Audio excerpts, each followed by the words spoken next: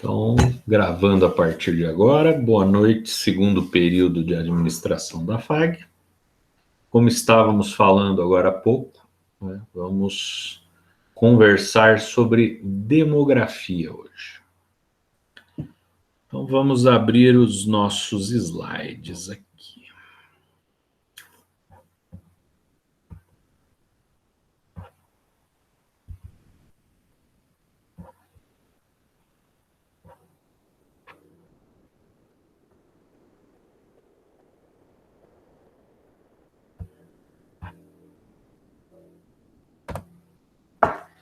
Então, vamos lá. Crescimento populacional mundial. Há cerca de 2.000 anos atrás, a população global era de 300 milhões de habitantes. Então, vejam, né, quando Jesus estava vivo, né,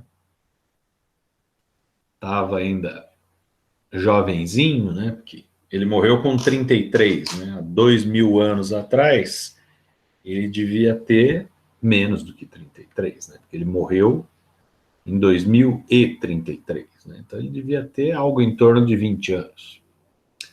A população mundial era de 300 milhões de habitantes. O Brasil, para vocês terem uma ideia, segundo estimativas, porque o último censo demográfico, censo é a contagem da população que é feita de 10 em 10 anos, de maneira muito mais precisa, né? O censo é aquela pesquisa que vão de casa em casa perguntando. Então, o censo de 2010 estimava não, né, declarou que nós éramos 190 milhões de habitantes. Em 2020, segundo estimativas, somos cerca de 210 milhões de habitantes. Então veja, na época de Cristo, aí, quando Cristo era jovem, o mundo inteiro tinha um pouco mais que a população do Brasil. A população dos Estados Unidos é cerca de 350 milhões. O mundo inteiro tinha menos população do que os Estados Unidos têm hoje. Decorreram-se mais de 600 anos para que a população do mundo dobrasse para 600 milhões. Então, veja, de 300 para 600 milhões, dobrar, foram necessários 1.600 anos. O contingente populacional estimado para o ano de 1750 era de 791 milhões de pessoas, das quais 64% viviam na Ásia, 21% na Europa, 13% na África. Tá aí na América. Na América não tinha nenhuma estimativa que o continente tinha sido descoberto em 1492. Então não se tinha a menor ideia do que havia aqui. Haviam índios, basicamente, em todo o continente.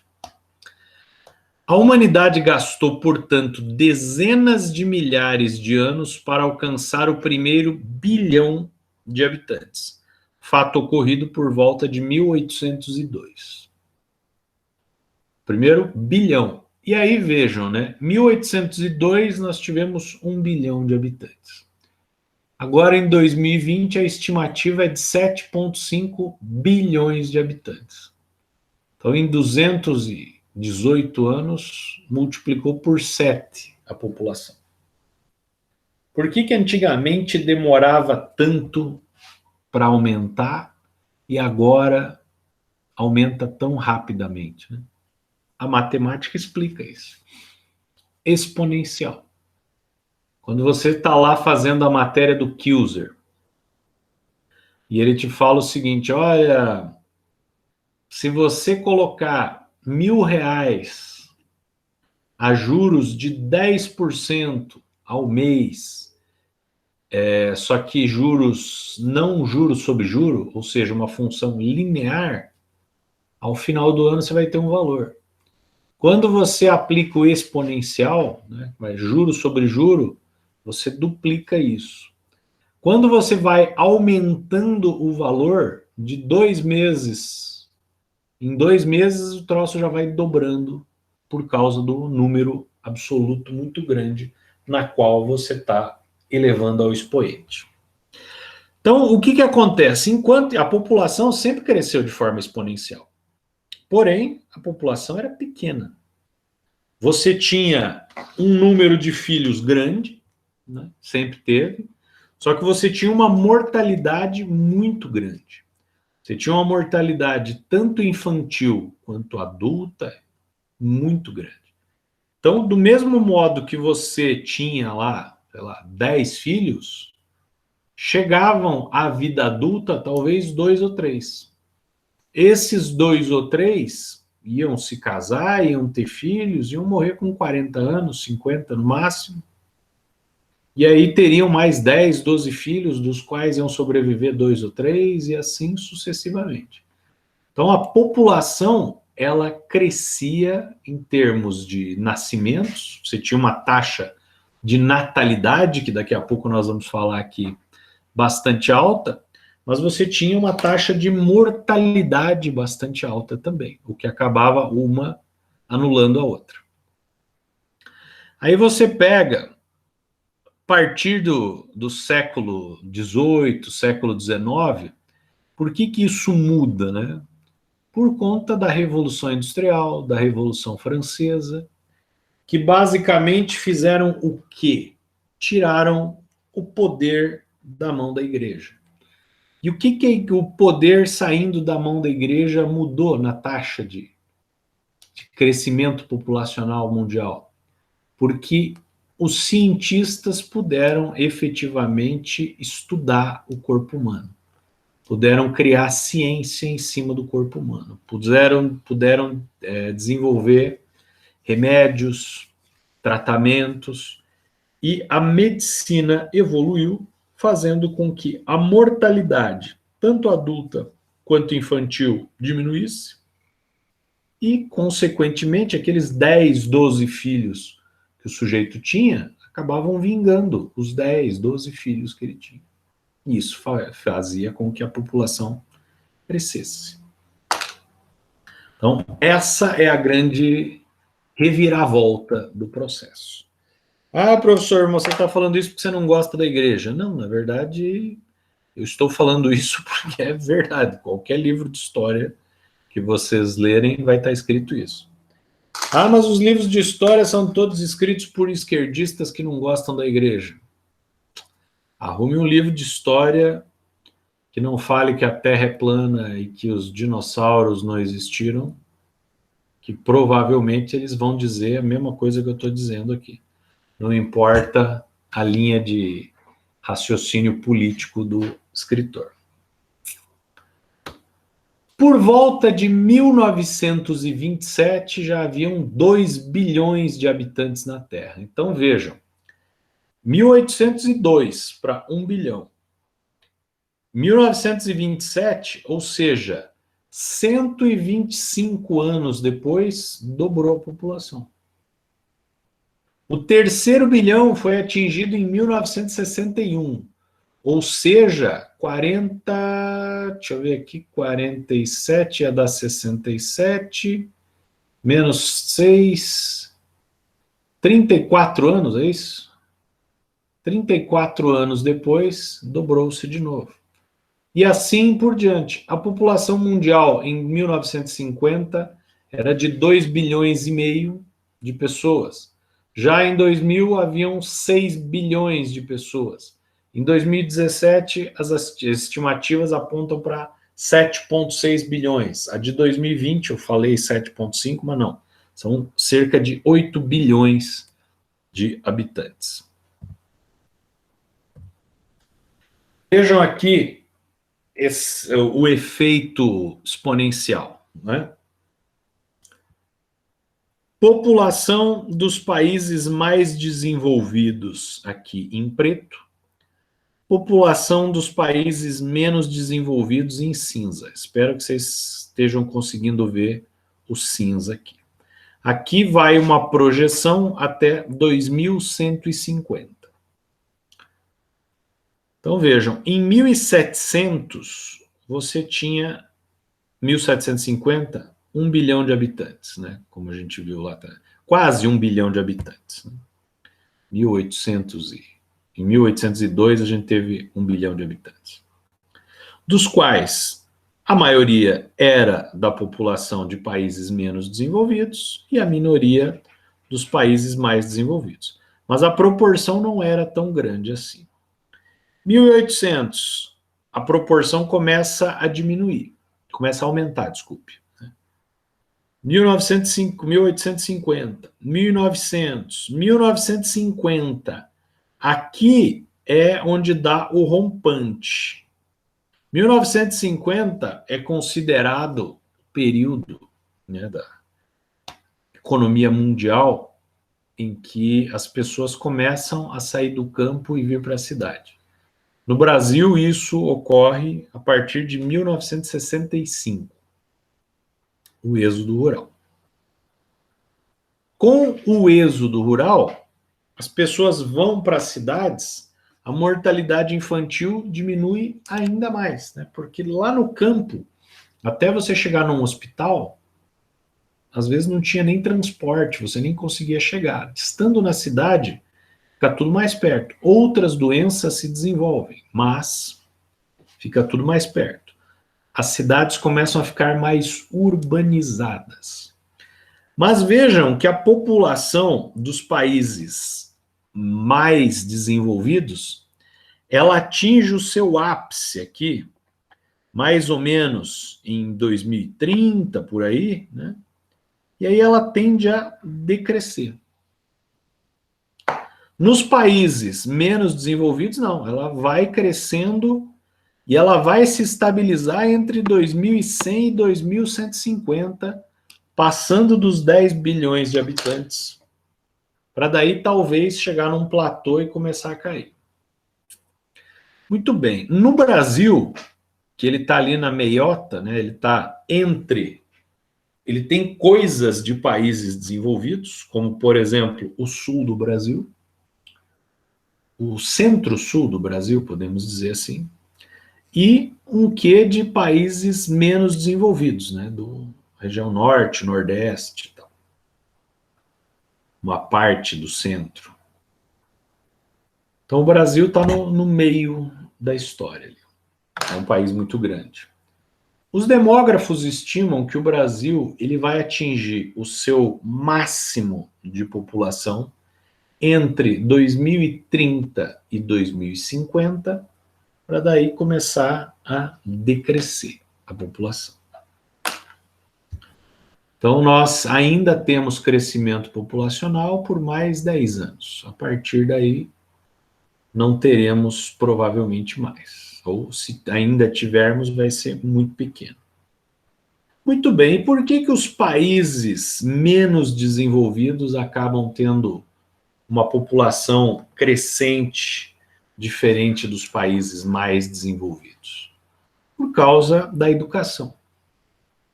Por causa da vida urbana. Vejam, o sujeito mora no interior. O sujeito mora numa propriedade rural produtora de alimentos para subsistência. Ele tendo um filho, 5 ou 15, dá absolutamente na mesma em termos de custo, né? Porque o que você precisa para alimentar essas pessoas, você produz lá. O que você precisa para vestir essas pessoas, você meio que produz lá também. Então, o excesso populacional, o excesso no número de filhos, acaba sendo, inclusive, um fator decisivo, pois mais bocas para comer é igual também a mais pessoas para trabalhar na propriedade rural. Então, o número de filhos elevado por conta da mão de obra que eles podem proporcionar. Por outro lado, quando você tem populações urbanas, ou seja, elas já transitaram, já fizeram a transição do êxodo rural, né? Já fizeram o êxodo rural, já vieram para a cidade. Você criar um filho ou dois é uma coisa totalmente diferente. Os custos para a criação de um filho no meio urbano são muito grandes. Consequentemente, as pessoas tendem a ter menos filhos num ambiente urbanizado. Países desenvolvidos, eles se urbanizaram muito antes do que países pobres. Consequentemente, a taxa de natalidade, ou seja, a taxa de nascimento de crianças, é muito menor do que a de países desenvolvidos. Consequentemente, os países mais desenvolvidos têm um estabilizar da sua população muito antes dos demais, né? Tem uma população constante. São países que depois aí nos nossos gráficos vão aparecer, são países considerados velhos, né? Uma população idosa, porque você tem bons, como é que se chama, bons aparelhos de saúde, né? Bons investimentos em saúde feitos pelo governo, o que vão prolongar a vida das pessoas mais idosas. Por outro lado, você tem um ingresso de jovens muito pequeno, porque cada vez os casais têm menos filhos.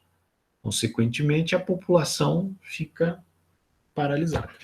Não sei se vocês já pensaram nisso, mas deixa eu abrir aqui um outro PowerPoint aqui. Não sei se vocês já pensaram, mas seguindo a ordem natural das coisas, em que um pai não deve enterrar o seu filho, e sim o contrário, né? É o filho que deve enterrar o pai. Então vamos lá. Se nós tivermos aqui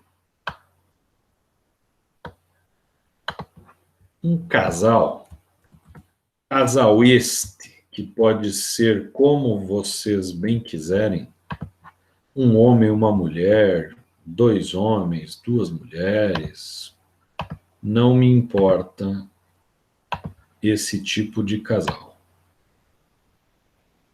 Não sou a Sarah Winter, então casal para mim são duas pessoas que moram no mesmo teto e convivem. Se duas pessoas tiverem dois filhos, vamos fazer dois quadradinhos aqui um pouquinho, vamos fazer uma bolinha agora para os filhos. Uma bolinha aqui é um filho,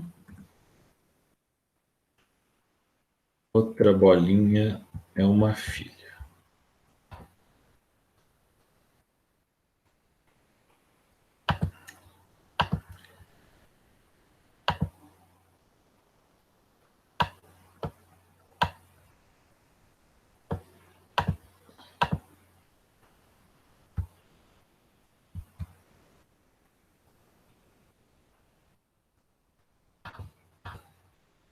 Vou mudar essas cores aqui, senão vocês vão falar que eu sou partidário da Damares, né? Que menino veste azul, menina veste rosa.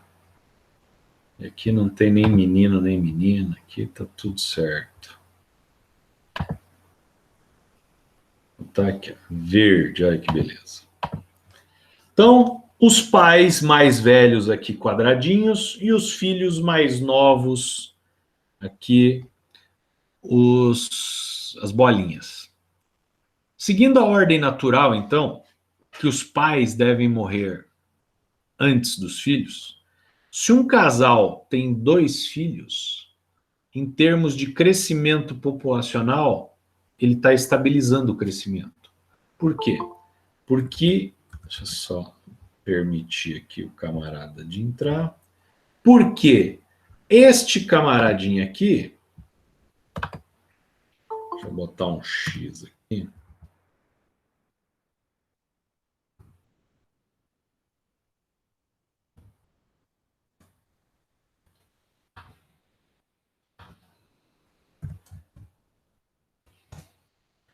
Este camaradinho aqui vai morrer, este também. Por que já não copiou? Grandão. Este aqui também. Vão ficar quem? Os dois filhos. Então, veja, um casal que tenha dois filhos, quando eles morrerem, esses dois filhos simplesmente repõem os dois que foram morrer. A população estabiliza. E o que nós vemos hoje em dia? Casais tendo menos do que um filho.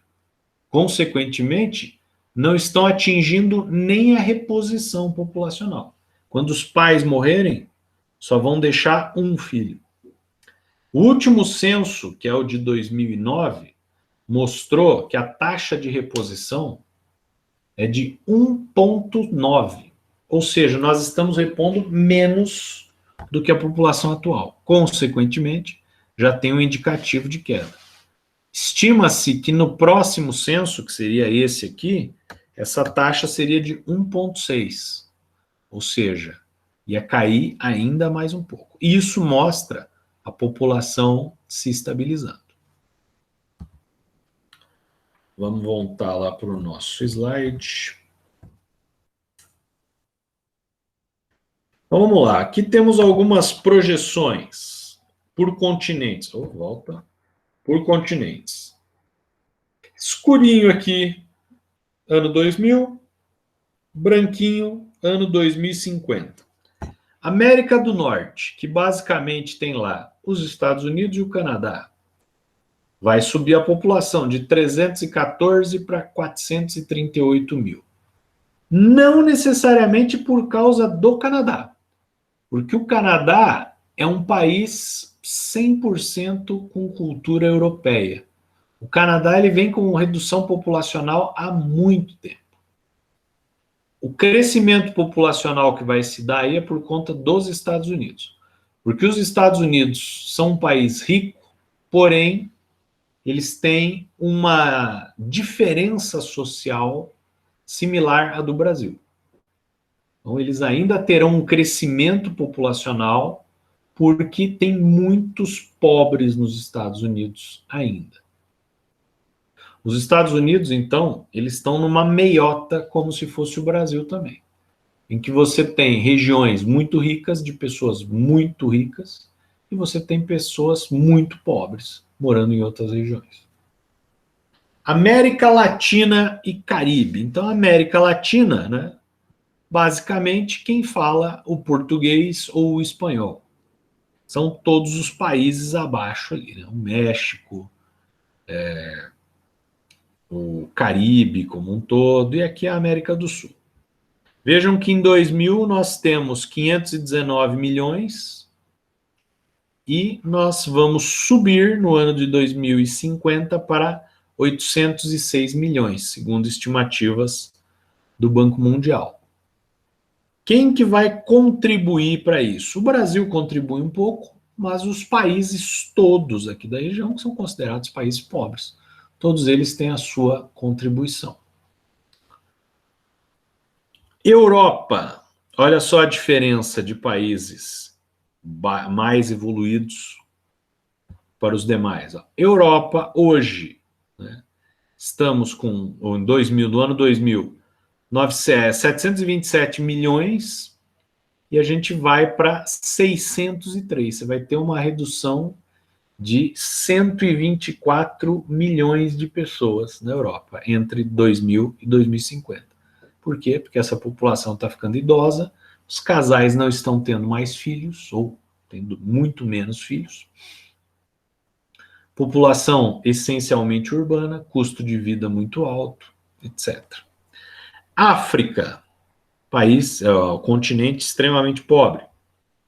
Nós estamos aí, ano 2000, 794.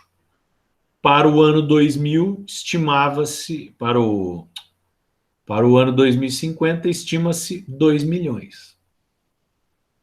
Lembrando que a África, por ser um país extremamente pobre, as pessoas ainda têm muitos filhos, e por ser um local onde as condições de saúde são bastante precárias, morre muita população também. Se não houvesse uma mortalidade tão grande na África, ela já tinha superado aí alguns países da Ásia há muito tempo, o continente africano. Ásia, vamos lá. A Ásia também nós temos os extremos, né? Você tem o Japão, que é o terceiro país mais rico do mundo. Você tem a China, que é um dos países mais ricos do mundo também. Porém, a China tem desigualdades sociais absurdas. O Japão não, o Japão é mais equilibrado. Então, a população do Japão ela decresce, a população da China cresce loucamente. E além disso, na Ásia nós temos a Índia, né, que hoje é o país em que a população cresce num nível mais rápido.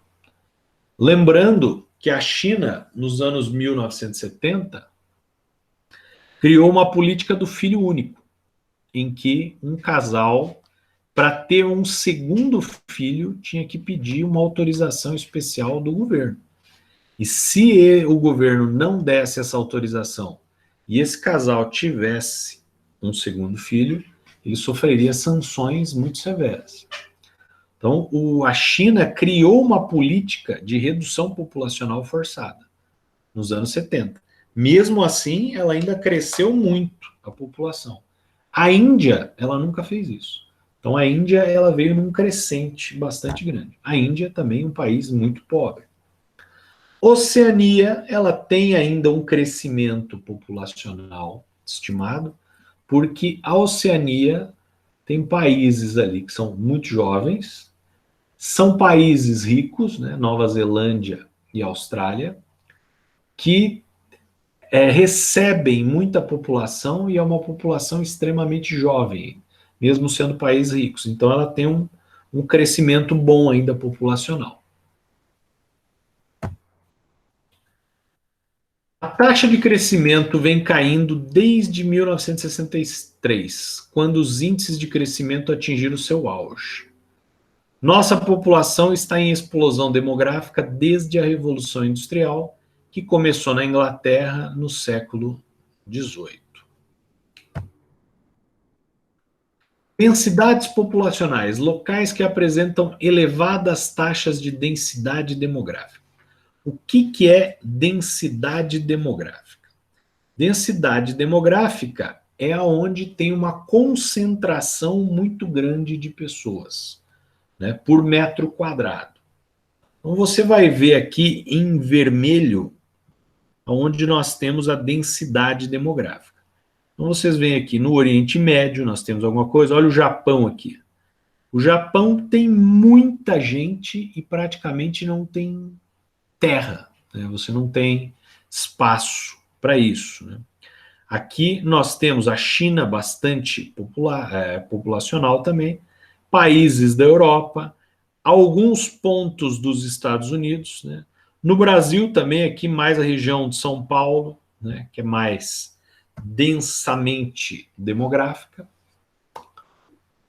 Consequências do baixo crescimento populacional, países desenvolvidos. Diminuição da PEA, população economicamente ativa, que leva a um intenso fluxo migratório global. Então, diminuição da população economicamente ativa. Por que isso acontece? Vamos pensar o seguinte, vamos pegar aí anos 50 no Brasil. As pessoas tinham muitos filhos. Tudo bem que morriam pelo caminho, mas tínhamos muitos filhos.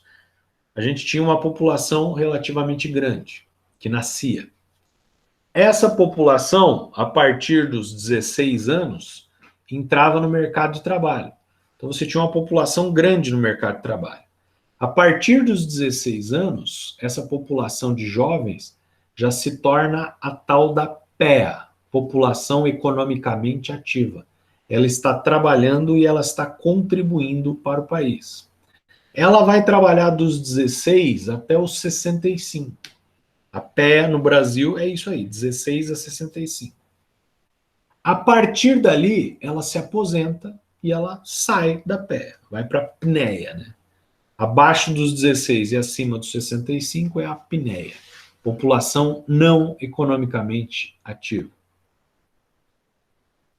E diminuição da PEA por quê? Porque cada vez nós temos menos nascimentos. Ou seja, cada vez menos nós temos pessoas com 16 anos para entrar no mercado de trabalho. Enquanto nós temos ainda populações que nasceram há 20, 30, 40, 50, 60, 70 anos atrás, nós temos um número grande de população economicamente ativa. A partir dos anos 1950, que a população começa a diminuir, 60 diminui mais, 70, 80, 90, 2000, 2010, quando essas pessoas atingirem a população economicamente ativa, o número de ingressantes vai ser bem pequeno. Consequentemente, esse número de ingressantes vai se manter pequeno. E a população de idosos que estão se aposentando, que vão para a apneia, por conta dos avanços medicinais, elas vão ter a base aumentada. Então, veja, você tem uma população que era grande e vai se aposentar, e você tem uma população pequenininha que ela está entrando no mercado de trabalho. Ou seja, a tua PEA vai diminuindo ao longo do tempo. Ascensão da extrema-direita, do preconceito e promoção da xenofobia, principalmente nos países de maior atração populacional. O que é a xenofobia, né? É o horror ao estrangeiro. Porque a população entende que o estrangeiro veio àquele país roubar o seu emprego. Aqui temos uma charge bastante popular nos Estados Unidos, né, sobre xenofobia. Se vocês procurarem no Google, vocês vão encontrar ela facilmente. Que está lá um típico americano de macacão, olhando para um negro e dizendo, volte para a África. Aí ele olha para uma pessoa nitidamente hispânica, né, e ele vai dizer, volte para o México. E aí ele olha para um índio e ele não sabe o que dizer. Porque, na verdade, ele é o estrangeiro, né? Quando você pega o atual presidente dizendo que não concorda com a vinda de imigrantes para o Brasil, e etc., né, quando aqueles conflitos, né, que estavam havendo, principalmente no Oriente Médio, se ele tivesse um sobrenome Tupi-Guarani, dá até para entender ele ser xenófobo, né, ele querer guardar a terra dele, né, dos estrangeiros. Mas eu não conheço nenhum índio aí que tenha o sobrenome Bolsonaro. Acredito que os antepassados dele não vieram da parte indígena, né? Eles devem ter vindo da Europa, então fica um pouco estranho ele fazer esse tipo de comentário. Consequências do baixo crescimento populacional. Países desenvolvidos. Então parece que é uma beleza, né? O país desenvolvido, ele tem um baixo crescimento populacional, com isso ele vai ter uma PEA menor, mas ele vai ter uma população idosa grande, as pessoas não morrem tão rapidamente e tal, todo mundo fica feliz, mas tem problemas. Tem problemas porque os países precisam de população economicamente ativa justamente para dar conta da população não economicamente ativa. Então, um exemplo, né? Por que vocês acham que precisou ser aprovada uma reforma da Previdência durante o governo Fernando Henrique Cardoso, uma mini reforma da Previdência durante o governo Dilma e uma bastante pesada reforma da Previdência durante o governo do Bolsonaro? Por conta disso também. O Brasil, mesmo não sendo um país desenvolvido, ele tem um envelhecimento populacional. Ele tem uma diminuição de jovens entrando no mercado de trabalho. Além da nossa crise, é claro, né? Então, nos anos 60, você tinha 12 pessoas trabalhando para aposentar um idoso. Hoje, você tem 2 pessoas trabalhando para aposentar um idoso. Então, essa relação muda. E essa relação muda por causa do problema da diminuição populacional e, principalmente, da diminuição da PEA, população economicamente ativa. E aí, uma coisa que deveria nos interessar bastante é que, se nada for feito em termos de empregabilidade das pessoas, eu não digo, daqui 2 anos nós vamos precisar fazer uma nova reforma da Previdência, porque, ou então, a presidência da República vai começar a diminuir salários, vai começar a diminuir aposentadorias, minto. Vai começar a mudar as regras para você entrar na aposentadoria. Porque os empregos estão sendo diminuídos, a cada vez menos nós temos oportunidades de emprego, e vamos esquecer a pandemia por enquanto. Estou falando com a informatização da produção. Cada vez menos tem emprego, cada vez mais tem desempregado, consequentemente, o cara está em idade economicamente ativa, só que ele não está na PEA. Uma coisa é você estar em idade economicamente ativa. Outra coisa é você estar na população economicamente ativa, ou seja, você está trabalhando. Você está vinculado a uma carteira de trabalho que vai recolher impostos, que vai gerar contribuições previdenciárias, etc. Cada vez menos nós estamos tendo isso. Consequentemente, as aposentadorias vão ficar cada vez mais difíceis se nada for feito. Que países desenvolvidos, então, porque eles têm a mesma problemática, né? Porque no país desenvolvido também está entrando menos gente para o mercado de trabalho, estão se aposentando mais pessoas, as pessoas que antes tinham uma longevidade de 60 anos, 65 anos, dependendo do país, estão chegando a 80, 85 anos, na média, né? Isso vai fazendo o quê? Vai sobrecarregando os sistemas de saúde, vai sobrecarregando os sistemas previdenciários. E como que o governo controla isso? Ou o que o governo pode fazer para minimizar isso? Políticas que incentivem as pessoas a voltarem a ter mais filhos. Então, por exemplo, por que você não tem... Quantos filhos você tem? Eu tenho um. Por que você não tem um segundo filho? Não, porque a vida na cidade é muito cara, tem que pagar colégio, tem que pagar plano de saúde, tem que pagar não sei o que, a faculdade. Aí o governo diz o seguinte, olha, então muito bem, o primeiro filho é por sua conta, o segundo filho, o governo vai pagar o plano de saúde, o governo vai pagar a faculdade, a escola para você ter esse filho. E você ainda vai receber um incentivo para alimentação, para o vestuário e tal. Aí as pessoas se animam a ter um segundo filho. Diferente do que dizem por aí, não, porque o Bolsa Família é um programa em que estimula as pessoas a não fazer nada e ter filho. Poxa, o cara ganha R$ 170 por cada filho que ele tem. É um baita do incentivo para o cara ter 14 filhos. Né?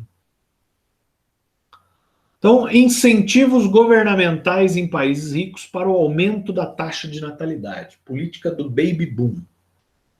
Crescimento de bebês, né? Uma explosão no crescimento de bebês.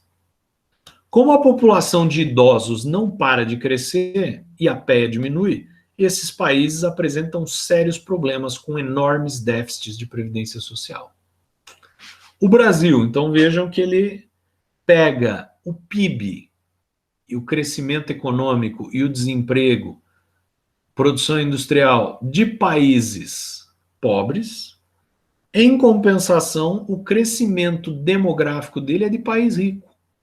Acaba ficando na pior das situações. Ele tem uma pirâmide demográfica de país rico e ele tem um crescimento populacional de país pobre. E aí ele fica pior do que os países que efetivamente são ricos e enfrentam essa situação. Por exemplo, se eu fosse jovem e eu quisesse sair do país, um lugar que eu ia me esforçar para ir era para o Canadá. O Canadá, para vocês terem uma ideia, ele aceita latino-americanos e principalmente latino-americanos e pessoas de países pobres. Ele quer essas pessoas lá. Diferente da Austrália, diferente da Suíça, que você tem que mostrar que você tem um patrimônio de não sei quantos milhões de dólares para você conseguir a cidadania lá. No Canadá, não, eles não querem saber de gente rica indo lá. Eles querem pessoas de países pobres indo morar lá. Por quê? Justamente porque eles querem repovoar o Canadá e eles consideram que os latino-americanos, os africanos, etc., são pessoas que têm muitos filhos. Então, eles querem que essas pessoas vão para lá para populacionar, para criar um excedente populacional novamente no Canadá e diminuir essas tensões nas fontes de previdência. Tá, professor, e como é que faz para ir para o Canadá? Você vai ter que participar, lógico, os caras vão analisar a tua vida toda e tal. Só que para você se candidatar a ir para lá, você precisa falar as duas línguas oficiais do Canadá, fluentemente, que é o inglês e o francês. Você sabendo falar inglês e francês fluentemente, tendo bons antecedentes, sendo jovem, abaixo dos 30 anos, você consegue facilmente ir para o Canadá. E para vocês terem uma ideia, quando o meu professor do mestrado estava lá, ele conta que tinha umas oportunidades que era assim. Sujeito, no Canadá, ninguém quer ir morar no campo, né? Ninguém quer ir morar num sítio, numa fazenda. Então, você tem um incentivo para o casal que quer ir gerenciar uma fazenda. Tem várias lá disponíveis. Você ganha um bônus muito generoso para você ir morar numa fazenda, você passa a ganhar mais do que você ganharia na cidade, e você ainda tem acesso à educação, acesso a hospitais e etc., que tem todo um plano para levar os seus filhos para a escola e tudo mais. Então é tudo de bom. E por que eles fazem isso? Porque eles são bonzinhos? Não, porque eles querem fazer o Canadá crescer novamente. E crescer não basicamente de forma econômica. Nós precisamos crescer, etc. Não.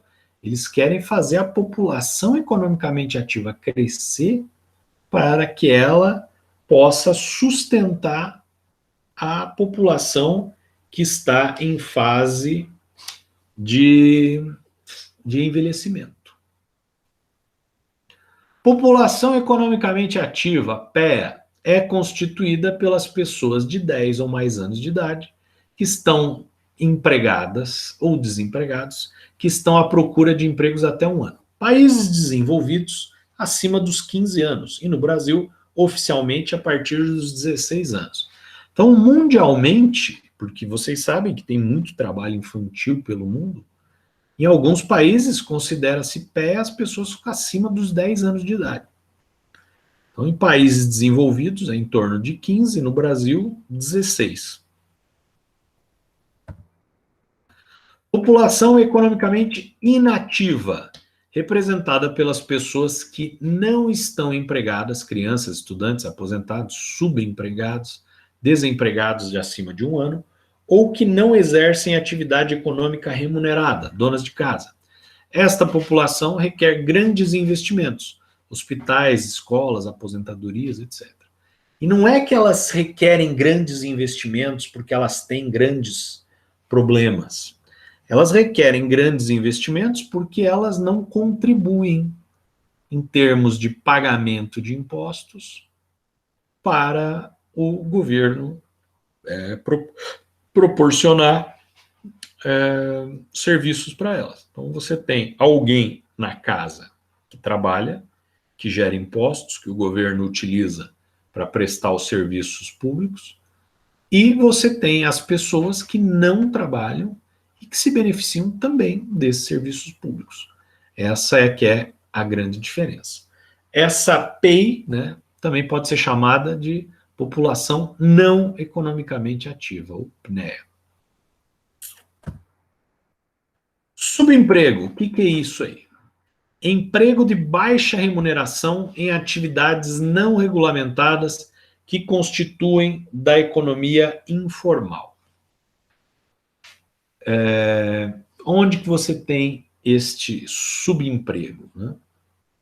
Você tem, basicamente, em países subdesenvolvidos, como é o caso do Brasil, e, no caso do Brasil, ainda pior agora, com a pandemia, né? Porque as pessoas foram perdendo os empregos e cada vez tem mais subempregos, cada vez os empregos estão em pior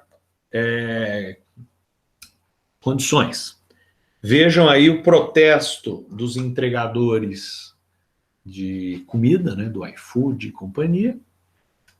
Basicamente, o que eles têm é um subemprego. Não, eles são empreendedores individuais. Sim, empreendedores individuais. Não torço para nenhum de vocês ser um empreendedor individual desse tipo, né? Grave problema de trabalho infantil, também no subemprego. Para quem leu o primeiro capítulo do livro, que eu estou disponibilizando os slides para vocês, né, As Crianças de Bangladesh, vocês viram lá sobre o que trata o artigo, né, o capítulozinho do livro. Vamos ver aqui o que estão me escrevendo. Quando a gente, prof. Guilherme, professor, sobre o livro, quando a gente vai fazer algum trabalho ou algo do tipo?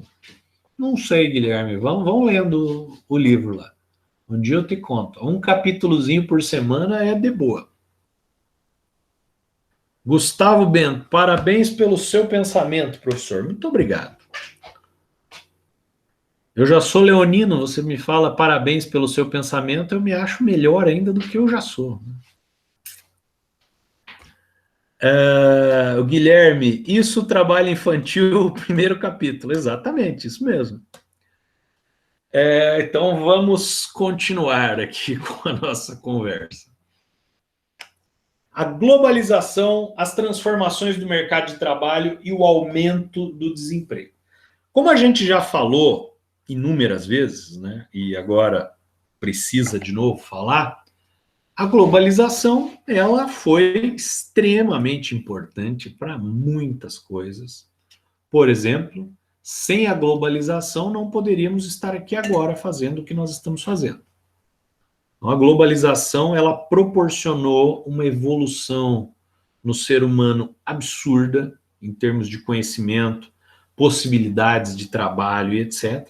Mas, em compensação, ela, por outro lado, tirou algumas oportunidades de trabalho que ela ainda não deu conta de compensar. Explico. Eu acabei de falar uma coisa e parece que eu me contradisse, né? Porque eu falei que ela criou oportunidades de trabalho nunca antes pensadas e tirou outras. Verdade. Digital influencer, por exemplo. O cara ganha 20 mil reais por mês sendo digital influencer. É uma profissão que não existia e ninguém nunca imaginou que fosse existir. Porém, então, criou oportunidades. Porém, os aplicativos fizeram com que algumas empresas fechassem, seus funcionários foram demitidos e a globalização não criou oportunidades para essa grande massa de desempregados ainda. População ativa, estrutura ocupacional da população. População ativa por setores de atividade econômica. Países desenvolvidos, setores terciário e secundário. Se a gente for ver no Brasil, e para vocês verem como o Brasil é um país diferente, né? O Brasil é um país pobre. Acho que ninguém contesta isso. Mesmo sendo a sexta maior economia do mundo, né, sétima, não, já fomos a sexta, hoje acho que somos a oitava ou a nona economia do mundo, mas tudo bem, tem 200 países. A gente está em nono, que seja, tá? Somos países ricos, né?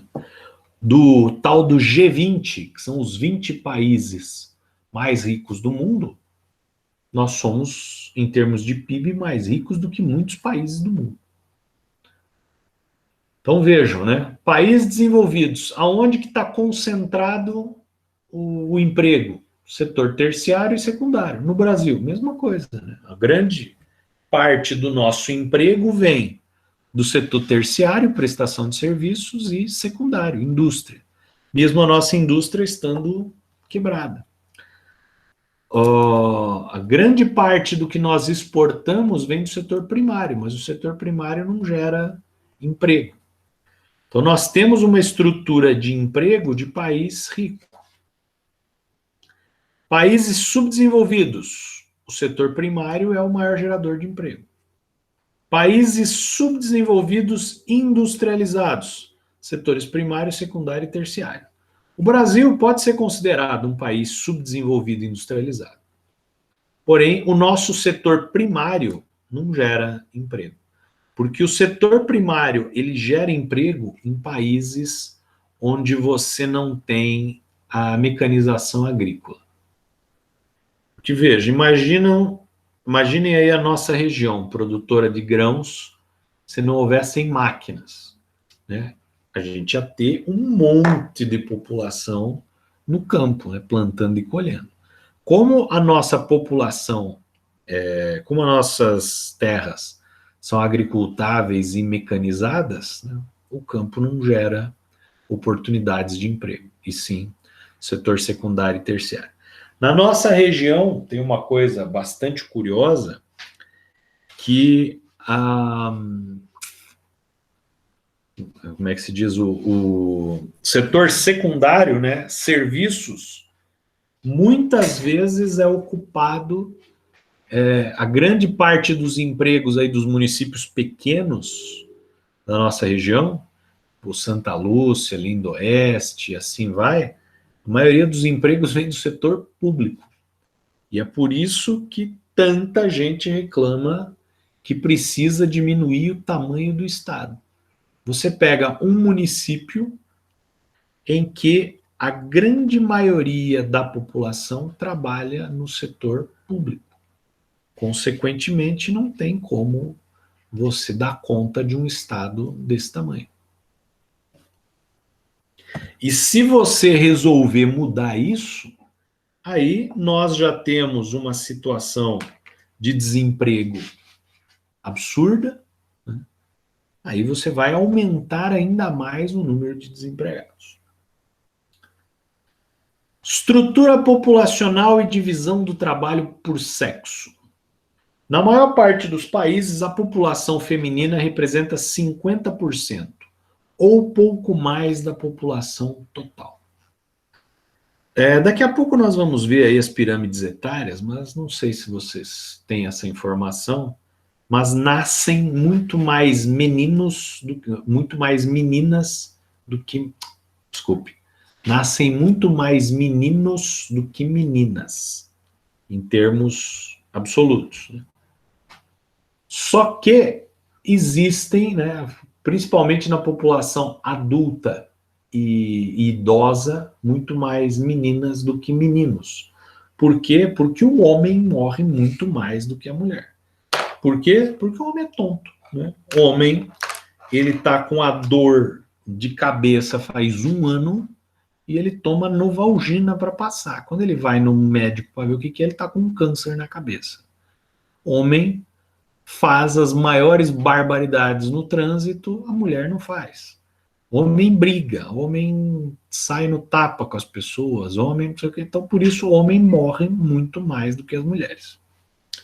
Então, na maior parte dos países, a população feminina representa 50%, um pouco mais da população total.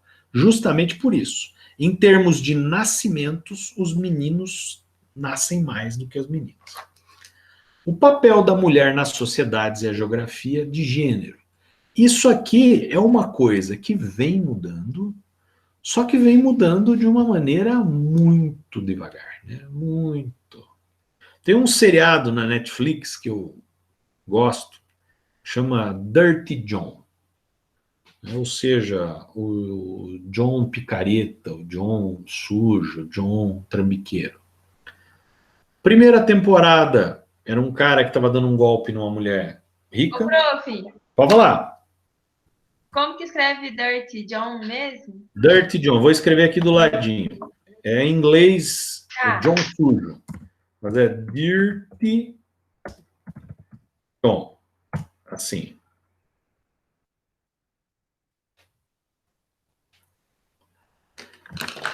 Este seriado, a primeira temporada, então, eu estava comentando, era um cara trambiqueiro que estava querendo, começou a namorar uma mulher que tinha dinheiro e tal, para dar o golpe nela. Ok. A segunda temporada que eu maratonei aí nesse fim de semana, eu estava com a pedra no rim, vocês sabem, né? Não estava me mexendo muito, ainda bem que melhorei. A segunda temporada eu achei interessante mencionar agora, foi o seguinte, é um sujeito que ele fez o curso de medicina, depois ele resolveu ser advogado, e a mulher dele ficou sustentando a casa durante as duas faculdades dele. Quando ele conseguiu terminar as duas faculdades, começou a especialidade dele, médico e advogado, ele começou a processar médicos que tinham cometido erros cirúrgicos e acabaram matando ou aleijando pessoas, e ele ficou muito rico. E aí, quando ele ficou muito rico, ele se separou da mulher, ele arrumou uma amante primeiro, depois se separou da mulher e tal. Mas ele foi tomando providências para tirar todo o patrimônio das contas correntes, etc. E, ao final, ele mostrou que não necessariamente a mulher o ajudou a construir aquele patrimônio, pagando as despesas da casa durante o tempo que ele estava na faculdade. Depois que ele terminou a faculdade, cuidando dos 4 filhos que ele tinha, cuidando da casa e etc. Muito pelo contrário. Ele processou a mulher dizendo o seguinte, não, tudo bem, ela tem direito a metade do que eu tenho. Só que, no decorrer dos 20 anos do nosso casamento, eu paguei todas as despesas dela porque ela não trabalhava. Consequentemente, ela me deve 820 milhões de dólares. 820 mil dólares. Comparando com o que eu devia para ela, ela recebeu 25 mil dólares. Ou seja, porque o cara descontou as faturas do cartão de crédito e etc., porque ela, teoricamente, não fazia nada. Ela ficava em casa gastando o dinheiro dele. Tudo bem, isso foi nos anos 90, esse julgamento. Se a gente for ver, anos 90 foi agora, esses dias. Hoje, essa mulher não seria julgada dessa maneira. Hoje, essa mulher, mesmo nos Estados Unidos, teria direito a um número maior de bens. Porém, essa distinção de sexo no ambiente de trabalho ainda é muito mal resolvida, principalmente nos países pobres, nos países com mais discriminação, nos países com menos oportunidades. Então, se uma mulher ganha menos do que um homem, na média, na Suíça, que mesmo lá ainda tem diferenças salariais, no Brasil, nos Estados Unidos, ela ganha muito menos do que um homem. Então, isso também afeta demograficamente. Porque se a mulher ocupa o mesmo local, o mesmo posto de trabalho que um homem e ganha menos, esta pessoa ela vai ter menos oportunidades de gastar esse dinheiro. Ela vai gerar menos impostos, ela vai contribuir menos com a economia, menos com a previdência, menos com toda a estrutura de funcionamento econômico. Então vejam que tem situações que parece que é uma redução de custos, mas no longo prazo isso acaba entravando todo, acaba travando, né, todo o sistema econômico do país. A participação feminina na PEA, na população economicamente ativa, é elevada nos países desenvolvidos e baixa nos países subdesenvolvidos. No nosso país, que é considerado subdesenvolvido, nos Estados Unidos, a população da mulher é alta, né? Mesmo no mercado de trabalho. A gente vê que ela é bastante alta. Se a gente for ver, ó, na turma de vocês, tem mais meninas do que meninos. Provavelmente todas as meninas aí trabalham, né? Os meninos também, mas então tem mais mulheres. Se você for ver na FAG, é nítido que você tem muito mais mulheres trabalhando do que homens. Mas, em termos salariais, há uma diferença que não deveria haver. Inclusive, no Brasil, né, nós temos o artigo 5º da Constituição, se eu não estou enganado, que é o 5º, que é o todos são iguais perante a lei. Então, não tem porquê. Mas, como diz o nosso presidente ainda, antes de ser presidente, né, mulher tem que ganhar menos porque engravida, né? Lembrando, entre aspas, palavras do presidente, né? E aí, esse tipo de fala contribui para que isso ocorra. Pirâmides etárias, né? Eu posso fazer uma pergunta estúpida para vocês, né? Por que isso se chama pirâmide etária? Ah, professor, é porque parece uma pirâmide. É verdade? É uma pergunta estúpida, mais ou menos. Porque essa parece uma pirâmide. Quer ver? Ó? Essa aqui já não parece uma pirâmide. Essa aqui ainda parece um pouco. Ó. Tem umas piores. Olha isso aqui. Ó. Isso aqui é uma pirâmide etária. Por que se chama pirâmide, então? Hoje em dia, essa nomenclatura de pirâmide talvez pudesse virar barril etário ou qualquer coisa do gênero. Porque isso aqui não tem mais nada a ver com uma pirâmide. Mas nós já vamos entender o porquê que as pirâmides evoluíram disso aqui para aquilo lá que nós vimos. Então, pirâmides etárias. Basicamente, uma pirâmide etária funciona assim. Do lado direito estão as meninas, do lado esquerdo estão os meninos. Aqui nós temos uma escala do lado esquerdo aqui de faixa etária, então, ó, do 0 aos 4 anos, dos 5 aos 9 anos, dos 10 aos 14, e assim vai, até o mais de 85. Não tem um critério aqui. Quem está elaborando a pirâmide, ele pode colocar a faixa que ele quiser. Aquilo que eu falei para vocês, que nascem mais mulheres do que homens, dá para vocês verem aqui. Ó. Vejam a base, do 0 aos 4 anos. À esquerda aqui em azul, os meninos estão quase chegando no 100 aqui, falta um pouquinho só para chegar no 100. As meninas também, só que falta um pedaço bem maior do que o dos meninos. Isso mostra que nasceram mais meninos do que meninas. Vamos lá. Principais elementos de uma pirâmide etária. Base. Né? Quando você tem a base dela, é a população jovem. Ou seja, o que é jovem aqui? Abaixo dos 24 anos? Então, isso aqui é a base. Jovem. Corpo. População adulta. Está aqui o corpo. População adulta é o quê? Abaixo dos 65 anos. Então, ela vem aqui, ó. Então, esse pedaço aqui é a população adulta, que a gente pode chamar de PEA também. Ó. Abaixo dos 65 anos e acima dos 15. Ó. Isso aqui seria a nossa PEA. Vamos até fazer um esqueminha aqui. Eu vou dar um print.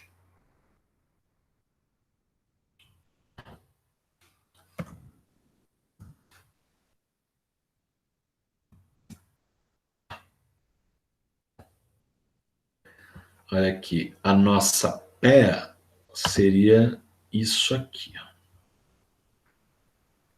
Ó.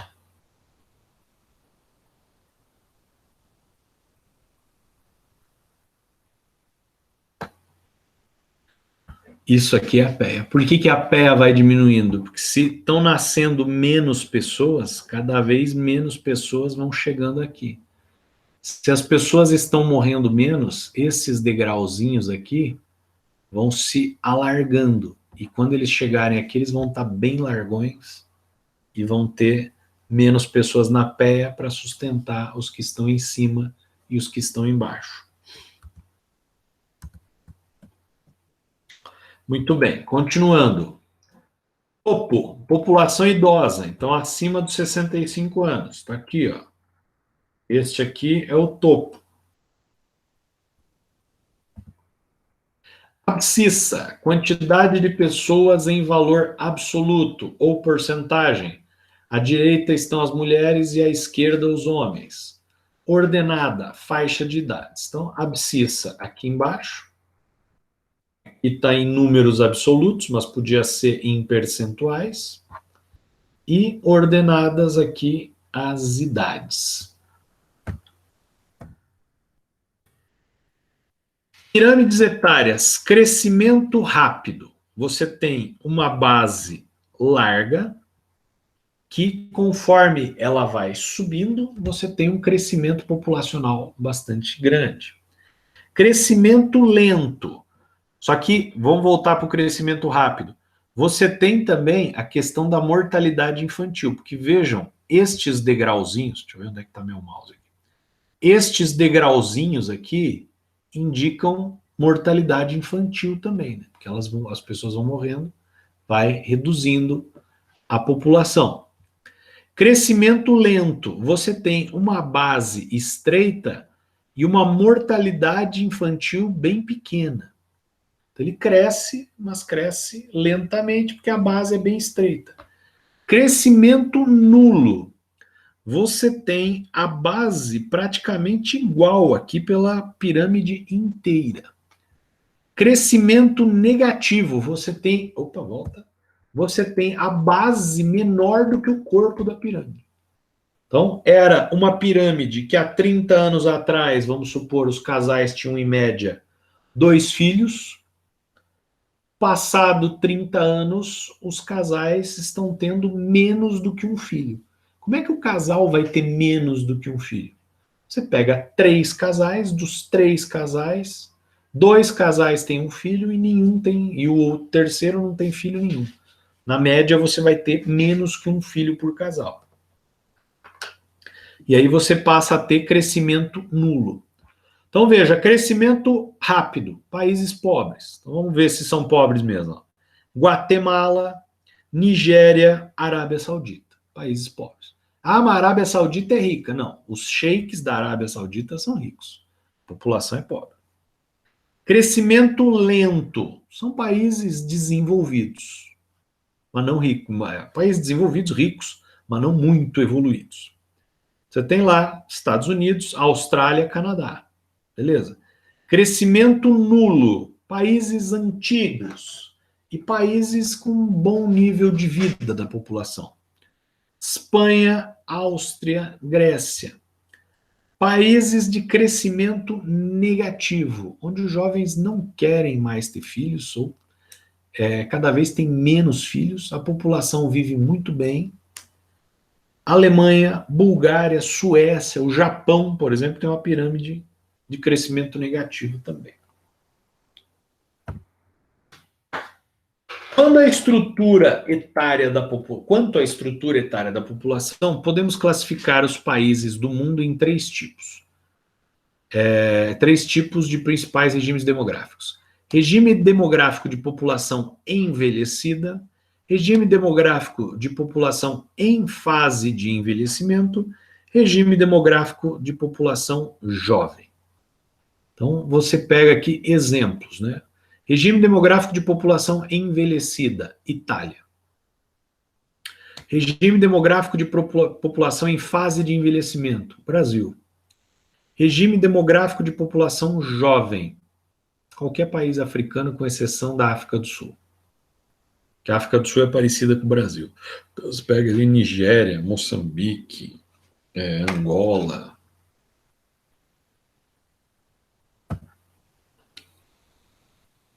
Regime demográfico de população envelhecida. Pirâmides etárias da França. Olha só, a pirâmide etária da França no ano 2000, ela já não tem absolutamente nada a ver com uma pirâmide. Por quê? Porque já é um país rico, já é um país com bastante informações demográficas. Então você tem aqui, reparem uma coisa interessante, que a população entre os 25 aos 55 anos, olha como sai, assim, ele fica grande para o lado aqui dessa pirâmide. O que isso quer dizer? Que há 50 anos atrás, os pais tinham muitos filhos. E por conta da evolução da medicina e das melhores condições de vida, da vida urbana, etc., essa população não morreu. Então, aquela base larga, lá de 50 anos atrás, ela foi subindo, ela foi subindo com pouca mortalidade. Né? As pessoas que têm 50 anos hoje não participam, na França, não participaram de nenhuma guerra, né? Boas condições de vida, etc. E vejam que há 20 anos atrás, ó, a população dos 20 a 24 anos, houve uma mudança nos casais franceses, que eles decidiram não ter mais tantos filhos. E você tem uma população grande e, de repente, a base estreita, assim do nada. As pessoas começaram a não demandar mais tantos filhos. Projeção disso para 2050. Opa, volta. Como é que você faz uma projeção dessa? Em pirâmide etária é muito simples. Né? Você pega aquela base que você tinha, né? Você tem a pirâmide etária agora, de 2020, da França. Você quer projetar ela para 2050? Quem nasceu agora, você joga ela 30 anos para cima. Você sabe que não tem mortalidade infantil, ou muito pouquinho, você vai reduzir muito pouquinho, e aí o resto da pirâmide você joga para cima. Tá aí para baixo. Aí para baixo é que a estimativa vai demandar os dados de fecundidade da população. Né? Como é que está a taxa de fecundidade das mulheres francesas? Os casais ou as mulheres estão tendo X filhos aí em idade ativa. Então, vamos estimular que a população feminina jovem da França vai ter X filhos. E aí nós vamos criando a parte de baixo da pirâmide. A parte do meio para cima é fácil, é só você empurrar que você já tem para cima. A parte de baixo você constrói com essa base estatística de taxa de fecundidade dos países. Então vamos lá, projeção dela. Então quem está aqui, volta.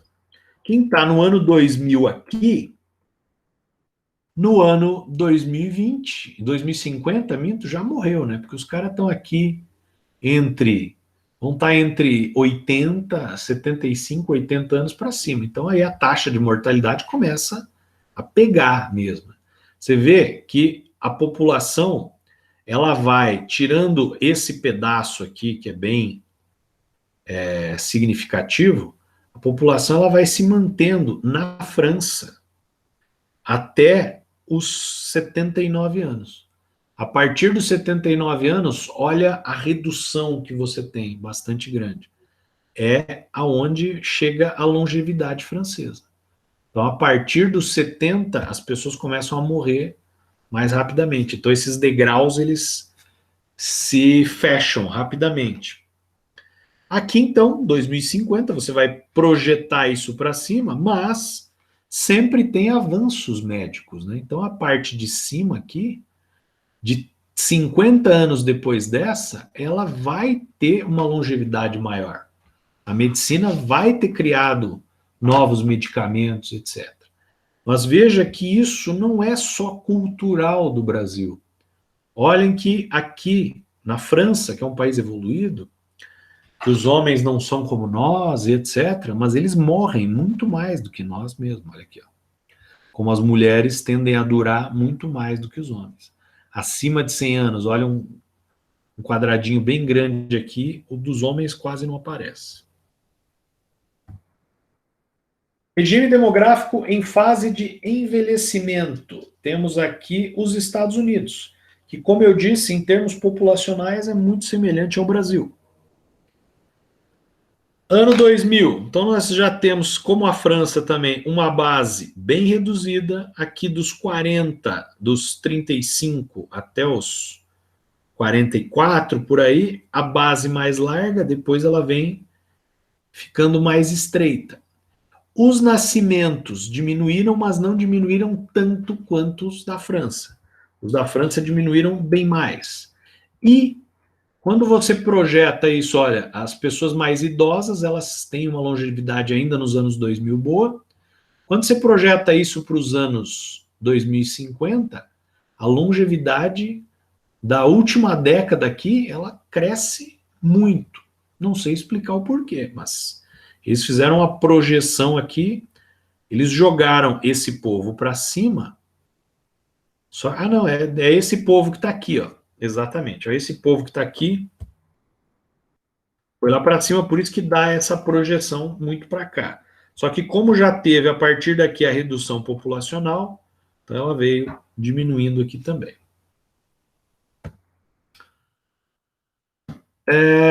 População jovem, Tanzânia, né, na África. Veja que é a típica pirâmide etária de país pobre, onde você tem uma base larga e um cume aqui muito pequenininho, muito estreitinho. Em 2050, ela ainda vai ter a tendência a ter um corpinho parecido com o de pirâmide. A base reduz pouco. A mortalidade, que eu acho que é o grande diferencial aqui, diminui. Né? Então, essas pessoas que nasceram a partir daqui, elas já têm uma mortalidade muito menorzinha. E aí começa a mortalidade adulta e os resquícios da grade, da pirâmide etária anterior. Pirâmide etária da Alemanha. Isso aqui de pirâmide não tem mais nada, né? Anos 2010. Aqui de novo, olha que chocante que é como as mulheres duram mais do que os homens. Pirâmide etária da Dinamarca, muito semelhante à da Alemanha. Pirâmide etária de Portugal, também muito próxima.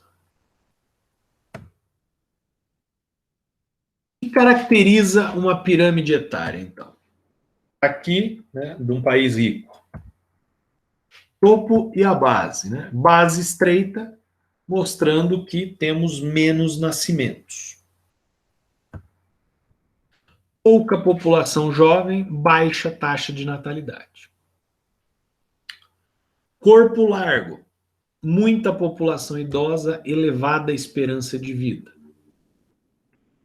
Muita população adulta, adultos ativos. Ó, aqui é o que nós temos de população economicamente ativa.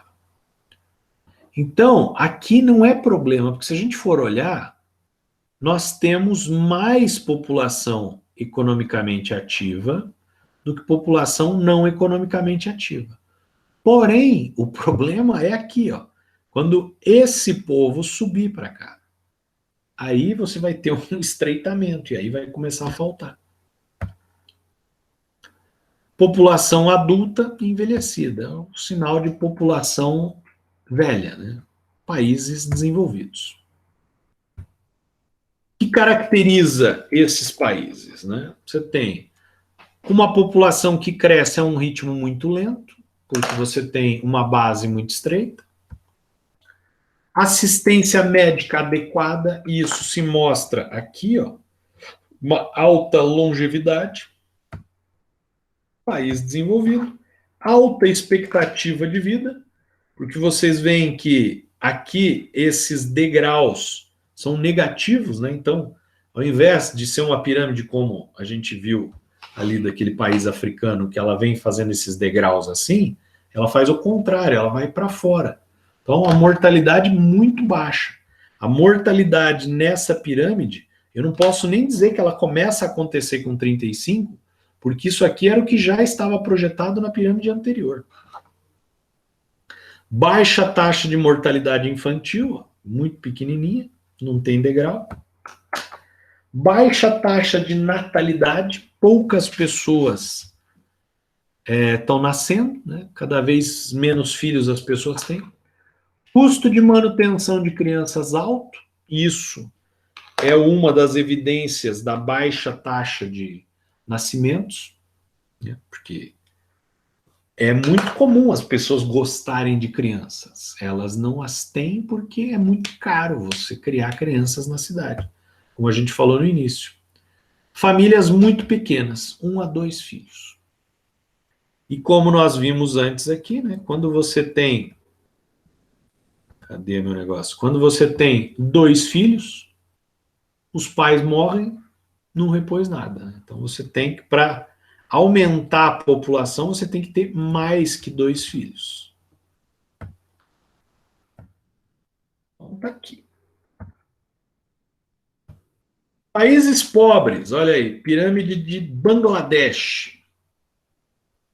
Veja, formato de pirâmide. E uma coisa que eu acho interessante aqui, ó, vocês estão vendo aqui nos homens, né, entre 24 e 29 anos, que falta um pedaço aqui, né? Parece que comeram um pedaço aqui da pirâmide.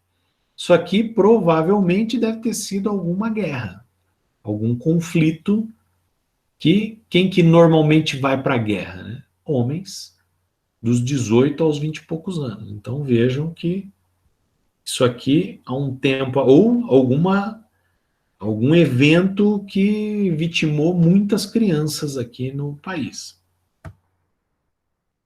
Pirâmide etária de Ruanda, né? Outro país aí bastante pobre, esse na África, né? Bangladesh na Ásia. Pirâmide etária da Índia, também é um país pobre, com altas taxas de crescimento. Só que veja a diferença de um país que tem uma boa assistência médica para países que não têm, né? Bangladesh deve ter uma boa assistência médica, porque os degraus são bem pequenininhos. Ruanda, na África, não deve ter. E a Índia tem, porque os degraus também são muito pequenininhos. O que caracteriza essa pirâmide etária? Ou seja, de países pobres, né? Você tem ali a população economicamente ativa, ó, que ela é pequena, só que melhoraria quando esta base subisse, só que essa base historicamente morre antes de subir. Então, o meio da pirâmide, aqui a população economicamente ativa, permanece a mesma. Base larga, né? Muita população jovem, taxa de natalidade muito alta, mortalidade infantil muito alta. Vejam só esse degrau aqui, ó. Do 0 aos 4 para o 5 aos 9. Olha isso aqui. Olha. Topo muito estreito, pouca população idosa, esperança de vida muito baixa. Esperança de vida ao nascer é de 55 anos, 56 anos, na média. Pouca população adulta, poucos ativos. Então, a pé da população é muito pequena, o que acaba contribuindo para problemas previdenciários, problemas de arrecadação do governo. População muito jovem, países menos desenvolvidos. Crescimento muito rápido da população, os pais têm muitos filhos, né? Baixa expectativa de vida, do mesmo jeito que você tem muitos filhos, eles morrem muito cedo. Taxa de mortalidade elevada, vejam aqui que a população idosa é praticamente inexistente. Altas taxas de natalidade, está aqui embaixo. Grande parte da população vive em áreas rurais, onde você ter mais que um filho torna-se uma vantagem econômica. Os jovens casam-se muito cedo, né, porque vão para a área rural, produzir, ter filhos. Famílias muito numerosas. Presença de poucos idosos.